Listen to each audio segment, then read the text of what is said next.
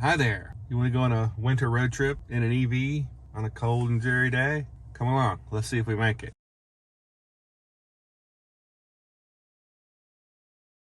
All right, so instead of putting the directions into the actual nav here, the app on a VW app for iPhone, you're able to search a destination. I put in Electrify America, Asheville, North Carolina. Hope you can see that. And then you can do send a vehicle. And then hopefully it will show up here. Okay, so you can see that our destination is installed here. So we're leaving from the east side of Cincinnati and heading to Asheville, North Carolina. So we want to do start. Please drive to the route shown. And then we can see. The next stopover is on a limited access road. Your route has a necessary charging stop. Let's see where it has us stopping. Okay, so it has our first stop at Williamsburg, Kentucky, which is 197 miles away, and it's saying we'll get there. Well, it'll use 82% of our battery. We'll need to charge for 33% or 33 minutes. There is another charging option if we need to use the restroom or something. We can do that, but it doesn't sound like it thinks we'll need it. We'll see how it goes, and it should adjust it. If we need to stop again, it should make those adjustments for us. It's a very cool day today in the 30s with wind that's blowing, thankfully, from the northwest. We're headed to the southeast, so that should be in our favor. So we preconditioned the car. We're all packed up. We're charged to 100%. Let's go. Okay, so we are 43 miles into our trip to Asheville, North Carolina, and as you may have seen from the outset, I think it said we would arrive at our first charge in Williamsburg, Kentucky, with 22% state of charge. And now it's saying that we'll arrive with 10% state of charge. It's a cold and blustery day. I'm assuming that has something to do with it. There are other options. It'd be interesting to see if the system suggests those to us. I know it will, but I don't know if we want to stop in Georgetown, Kentucky first. We probably will, just to be safe. It also wants us to charge at this Electrify America for 48 minutes up to 92%, and that'll be enough to get us to our destination. However, there's another Electrify America station in between. So, you always want to charge. EVs always charge fastest when they're at lower states of charge. So we would definitely, it would be more efficient for us to spend less time in Williamsburg and then stop in Kodak, I believe it is, Tennessee. Also, update on our destination. We'll be able to go directly to our bed and breakfast. We confirmed that they do have EV charging. So we thought that, but it's always good to double check. So stay tuned. The navigation did not suggest a stop in Georgetown, but it did helpfully give us the price of gasoline there. Okay. Now turn left.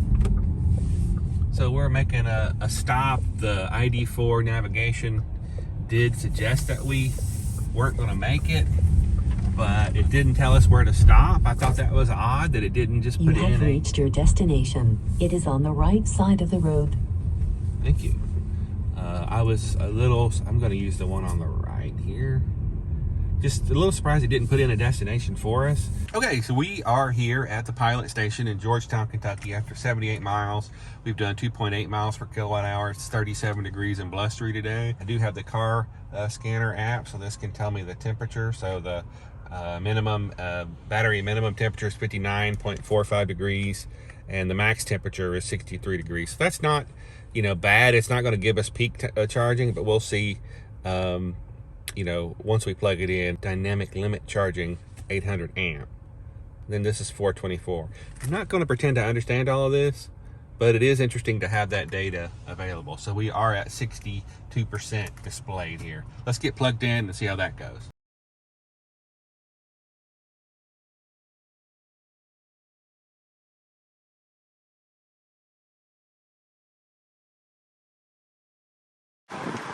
$12,534. Yep. Start charging 51 cents a kilowatt hour. Ouch. And we're choosing to charge here as opposed to charge for free because the Electrify America is so terrible. we would rather pay than go over there. Good job, EA. It's a little slow on the handshake here. Okay, click. All right, we're green. Very good. Let's go in where it's warm. Hey, we are back on Interstate 75 South after our 22-minute stop in which we added, I'll put the details up on the screen, but basically $11 worth of energy. We are on our way south. We are stopping in Williamsburg, as was the original plan, Williamsburg, Kentucky. But we're going to stop at the Ultium station there, where we can get lunch at Wendy's. I will say, I'm going to pan to the screen. We've added the system earlier did not add a stop, even though it said we were going to be low on charge. As you can see here, it just recently just added a stop past. So this is where we're going, the Williamsburg, Kentucky station. But it added this stop here, which is in Sevierville, which was always my plan all along, was to stop there. So now it's saying that we stop at Williamsburg for only 7 minutes, and we can make it to Sevierville. We will be there longer than that because they're going to have lunch. And like I say, we're not actually going to EA. We think for the convenience, it's probably worth the money just to go ahead and charge at the Ultium station, since that seemed to work really well. EVgo, Flying J, Pilot, Ultium, whatever it is. So that is the current plan. The weather is still, as you can see, looking around, it's gray as a goose's rear and 37 degrees and blustery. But I believe the wind is coming from sort of the right quarter of the car, so it should give us some benefit, actually. But if we were going north, we would be using considerably more energy. Current consumption is 3 miles per kilowatt hour since our charge, and since start we've gone 105 miles and used 2.8 miles per kilowatt hour. But the slowdown on our charge was because the Volkswagen ID.4, the 2023 at least, ID.4 does not have preconditioning. And if you saw our video, which we can link to, when we took the EV6 on this basically same, at least at this point, journey, that was one of the things that it benefited from. Obviously, it's 800 volt architecture, charges very quickly, but being able to precondition is very important to getting any kind of speed. As you saw, and I was able to show how warm the temperature was, or in this case, was battery was or was not. So we're going to keep going to a lunch stop. Everything is going well. We did have a little bit of freezing rain / sleet. That's supposed to clear up. Doesn't look like there's lots of clearing going on yet, but it's kind of a cold day, and we sure would be benefiting from a heat pump right now. But we're very comfortable. Everything's going well, and we're going to keep going.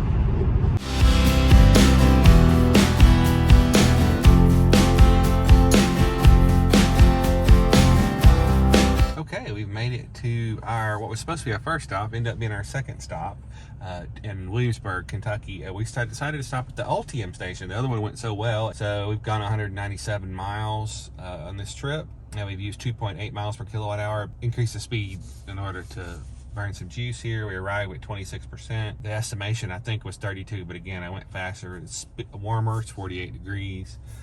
So yeah, let's get plugged in. It's been 118 miles since our last stop. Again, 2.8 miles per kilowatt hour.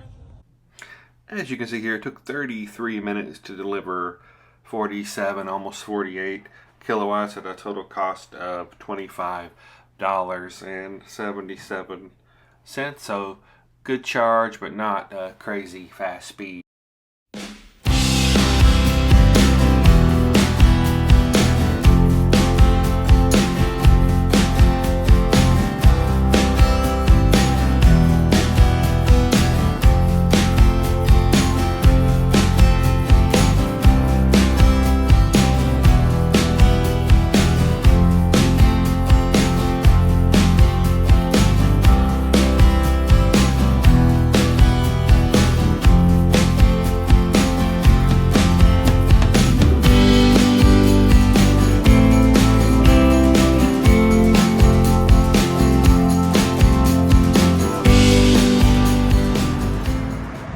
I am at the Harley Davidson dealer in Kodak, getting ready to charge on a 350.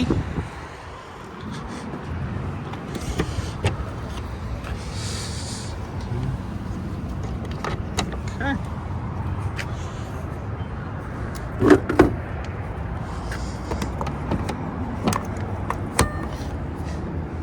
Okay, you plugged in. Let's see what happens.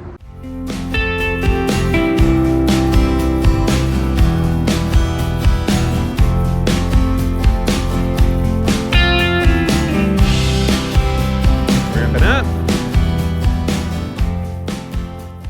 80 and going back down. So I guess that's probably the best we're going to do at 53%.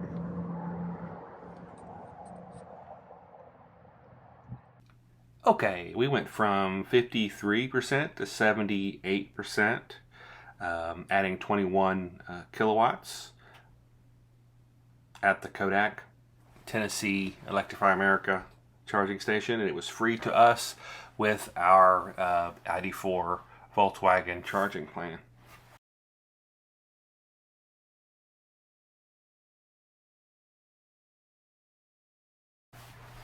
Well, thank you for watching. This gets us to North Carolina. Please stay tuned to a subsequent video in which we will get from North Carolina to Tennessee and then home, and we experience some more EA issues along the way.